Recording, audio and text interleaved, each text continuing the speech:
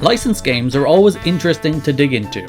While we used to have a seemingly endless wave of games based on movies, TV shows, comics, and more, that seems to have dried up in recent years. A big movie is more likely to have a quick and easy mobile cash-in rather than a full console experience these days. But still, they do exist. Sometimes they're really interesting, thorough, and thoughtful uses of the property. Other times, they're rushed out to make a quick buck. So welcome to the first in a series looking at those licensed games. Let's start with 2018's Nickelodeon Kart Racers. Kart Racers have always been a solid choice for licensed games.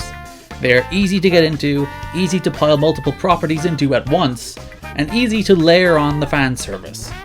Since Mario Kart and Crash Team Racing, everybody has been trying to drop their mascots into a kart racer and roll in money. Meeting the standard of Mario Kart is always going to be a challenge. It has and always will be best in class. Sorry, Crash. But create a nice sense of speed, good looking tracks, and smart use of the license, and you can usually create a fun game. Nickelodeon Kart Racing does some of that, but not nearly enough.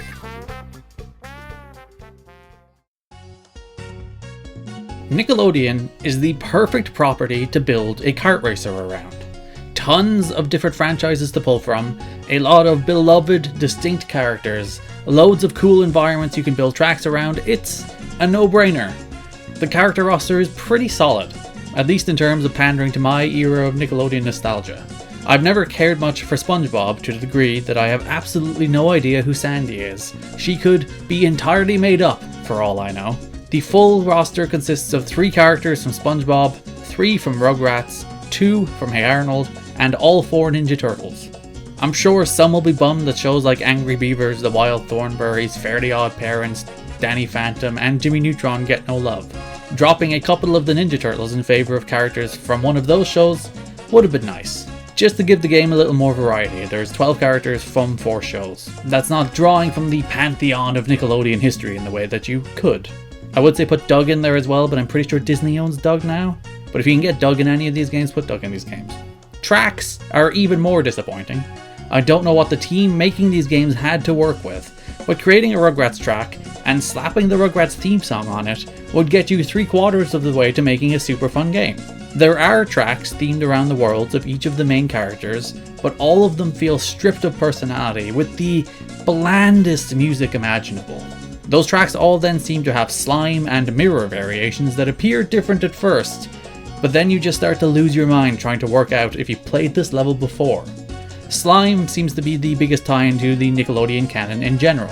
There are slime transitions from the menus, you build up slime to boost, some of the tracks are entirely covered in a sea of slime, and you get dunked in slime after you win a cup.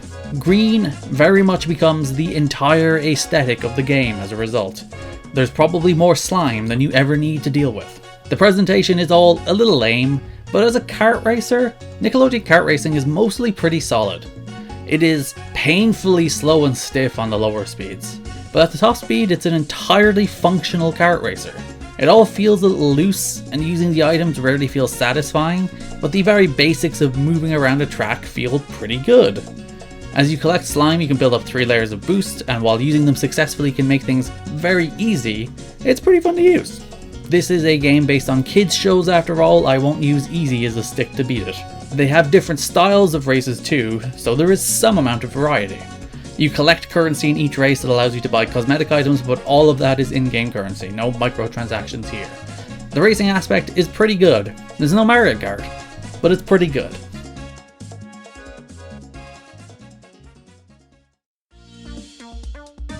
Nickelodeon Kart Racers is a functional racing game and a really disappointing licensed game.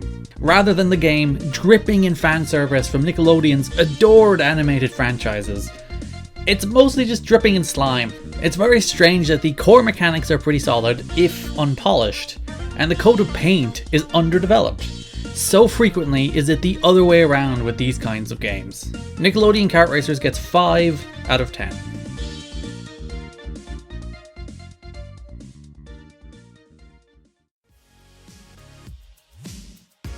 Thank you so much for watching. Realistically, I reviewed this game because I paid $40 for it last year, and I'm like, how do I get value for money on this Nickelodeon game? But I hope you enjoyed me talking about it, and the green slime didn't hurt your eyes too much. If you want me to play any licensed games, let me know. Drop them in the comments.